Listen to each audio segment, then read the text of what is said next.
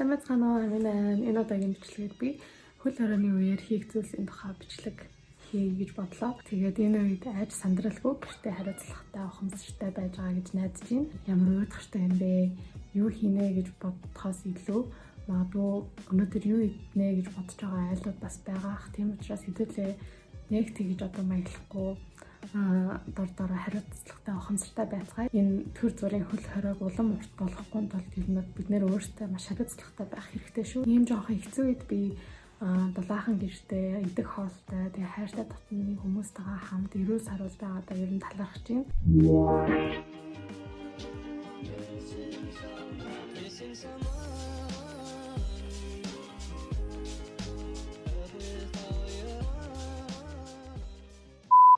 Manifestation хийж болно. Гэрт байгаа сонин сэтгүүлээсээ гоё өссөн зургийг ингэж хайчилж аваад тэгээ дэвтэр дээрээ наагаад тэгээд ингээд өөрийнхөө ирээдүйн өсөлтөө ингэж холбоо дотроо бодоод ингээд нааж болно.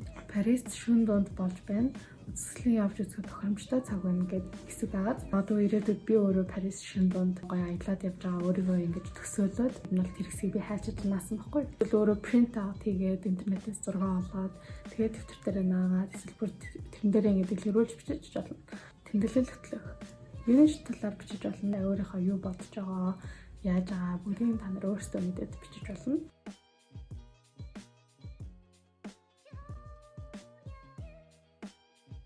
Бүх хуцаа зэгцлээд шинээр ихэж тавих.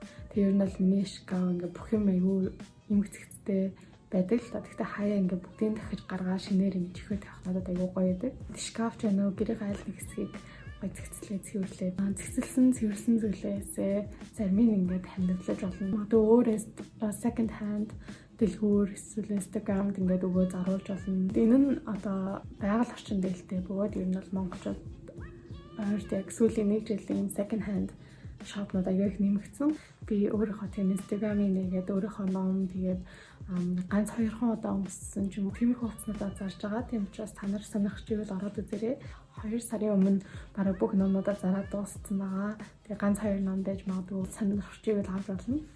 Зураг эсвэл бодох. Хаяа үнэтэй зургийг хөдөлж авч ирснээс зүгээр өөрөө гоё багс аваад, будгаа аваад өөрөө бодсон бас гоё идэг. Энийг ингээд хайртай дотныхоо хүмүүстэйгээ хамт хийж болно. Өөрөө эсвэл хийж болно. Гэрээ чимэглэж болно. За дараагийнх нь болохоор нэх гоё усанд орох. Баан байхгүй бол гоё шүвшүүрд орох. Баан байвал гоё баанд ороод хөөс хийгээд гоё давс хийгээд гоё self care хийж болно. Хуухны эмчилгээ салонд очоод хийлгэхээр одоо эмчилгээнийх нь тэр шампуныг ч юм уу юу ч юм ингээд хууханд ингэж сайн хөөсрүүлээд 30-40 минут болгоод ууранд хийгээд тэгээд зайлдаг. Надад тэр уурынх нь тэр одоо юм байхгүй ч гэсэн би өөрөө шампунаар ингэж хөөсрүүлээд угаагаа зайлсан. Минийс аягүй гоё зөөлөн болсон. Тэм учраас та нар ч гэсэн тэгж болно. За дараагийнх нь болохоор DIY do it yourself. Нүрийн маск ч юм уу, гарны маск ч юм уу тийм хийж болно. Одоо хөл хорой гээд гүзээлцэхний чанар нь жоохон муудаад нэлээд өнд орсон билээ. Тийм учраас 20-30 мянгаар жоохон муу чанартай гүзээлцэн авч ирснаас зүгээр хөлдөөсөн гүзээлцнийг 5-6 мянгаар авцсан дээр болов гэж хөлдөөсөн гүзээлцнийг гисгээгээд сахаргүй таргаа хийгээд хооронд нь холиод нүрэндээ төрөхээр айгүй гоё тийм зөөлөн болсон. Уцаас эсвэл ор хүнжлийн даавуугаа бүгдийн гоё угаагаад тэгээ нэг гоё усанд орчоод шинэ ингээд цэвэрхэн хувцастай цэвэрхэн ор хүнжлийн даавуунд орох. Social media эсвэл утаснуудаа ингээд цэвэрлэх миний утасны багтаамж юу нөөрөх гээд байгаа байхгүй. Тэгээд би утасныхаа бүх зургуудыг нэгээр нь хэрэггүй хэрэгтэй юмнуудыг ялгаад хэрэггүйнүүдийг настгаад яваад одоо аппликейшнуудад бас бүгдийг гоё зэгцлээд явсан чинь амар гоё зэгцрээ тэгээд зай гарч ирсэн. Тэгээд магадгүй гоё нөгөө ялгсан зургуудаас гаргаад гоё альбом хийж болно. Ялгсан зургуудаас гоё Instagram, Facebook, social media дээр тавиад хөгжүүлэх эсвэл өөрийнхөө гоё зургийг авах.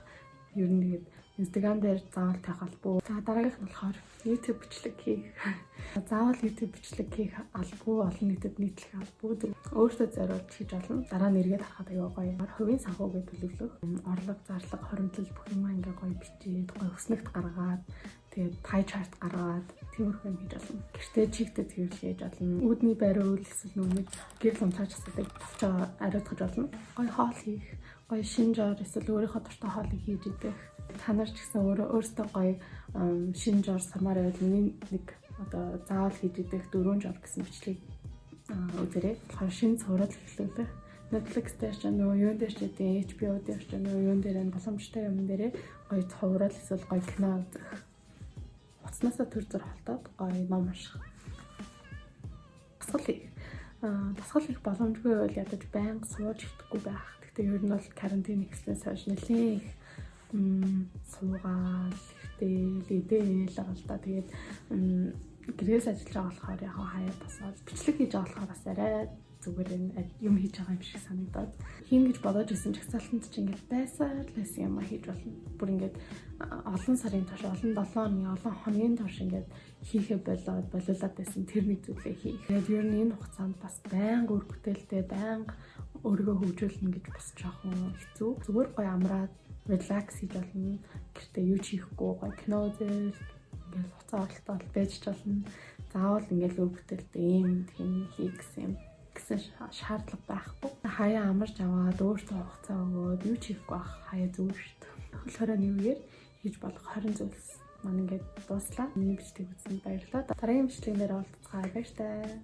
Нэмж нэг юм хэлэхэд гоё бичлэгний санаа энэ хөл хорооны үеэр надаас ямар бичлэг үзмээр байгаа доор комментаар бичиж үлдээж болно шүү. Би тэгээд ер нь бол гэртээ байгаа учраас гоё ингээд бичлэг юм. Тэгээд та нарт энэ миний шин сетап ямар санагдчих юм надад л амар таалагдчих.